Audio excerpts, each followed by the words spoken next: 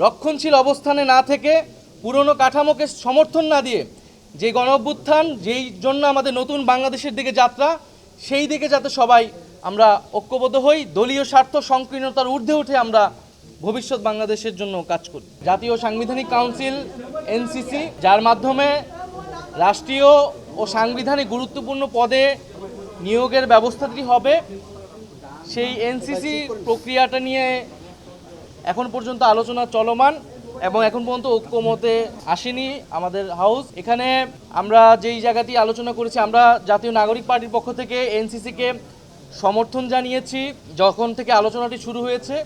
তবে এর গঠন প্রক্রিয়া নিয়ে বা এর ফরমেশন নিয়ে অনেকগুলো দলেরই কিছুটা ভিন্নতা আছে এবং সেই জায়গায় আমরাও আমাদের কিছু ভিন্ন প্রস্তাব আছে, কিন্তু নীতিগত জায়গায় এখানে অনেকগুলো দল, জাতীয় নাগরিক পার্টি সহ, তারা এনসিসির পক্ষে অবস্থান নিয়েছে। অর্থাৎ এই যে গুরুত্বপূর্ণ কমিশনগুলো রয়েছে বা প্রতিষ্ঠানগুলো রয়েছে, প্রধানত নির্বাচন কমিশন নিয়ে অনেক আলোচনা হয়েছে, কারণ বিগত সময়ে আমাদের অভিজ্ঞতা আমরা জানি এই নির্বাচন কমিশন বা এই ধরনের গুরুত্বপূর্ণ প্রতিষ্ঠানকে কিভাবে দলীয়করণ করা হয়েছে তার নিয়োগের মাধ্যমে। ফলে নির্বাচন কমিশন, দুদক, পিএসসি অথবা মানবাধিকার কমিশন, এই কমিশনগুলোতে কোনোভাবেই আগের যে আইন, আগের যে সিস্টেম, সেই সিস্টেমে নিয়োগ আমরা সমর্থন করি না।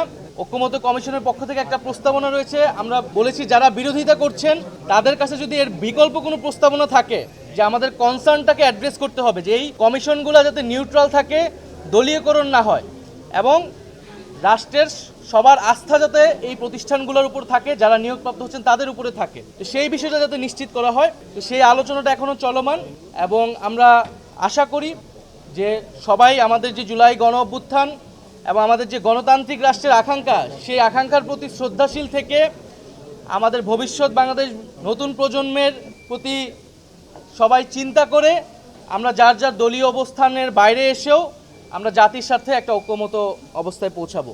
কিন্তু এর বিকল্প প্রস্তাব কি হতে পারে, আমরা সেই দলগুলোর থেকে জানতে চেয়েছি যে আপনারা কি আগের রাষ্ট্র কাঠামোই চাচ্ছেন কিনা, যে আগের স্বৈরতান্ত্রিক বা আগের যেই দলীয়করণ করা হয়েছে রাষ্ট্রীয় প্রতিষ্ঠানগুলোকে, যার ফলে আসলে আমাদের নির্বাচন ব্যবস্থা ভেঙে পড়েছে, আমাদের দুর্নীতি দমন কমিশন সেটা শুধু বিরোধী দল বা বিরোধী নেতাদের দমন করার একটা কমিশনে পরিণত হয়েছিল।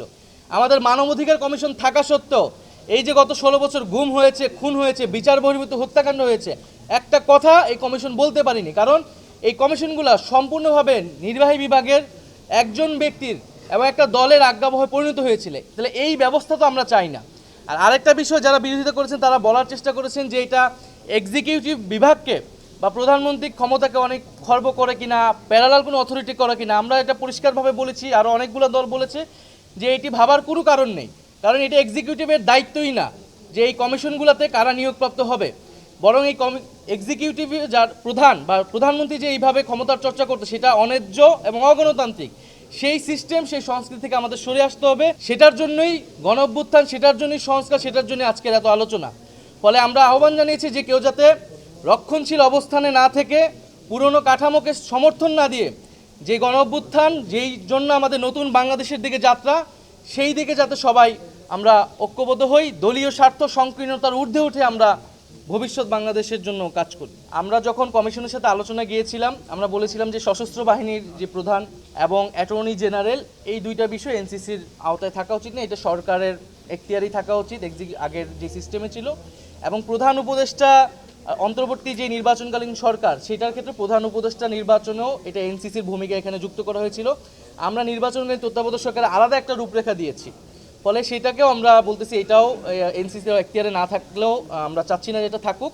কিন্তু যে গুরুত্বপূর্ণ প্রতিষ্ঠানগুলা, নির্বাচন কমিশন, দুদক সহ অন্যান্য প্রতিষ্ঠান, সেই সব প্রতিষ্ঠানে অবশ্যই এই ধরনের একটা সাংবিধানিক নিরপেক্ষ বডি আসলে থাকতে হবে।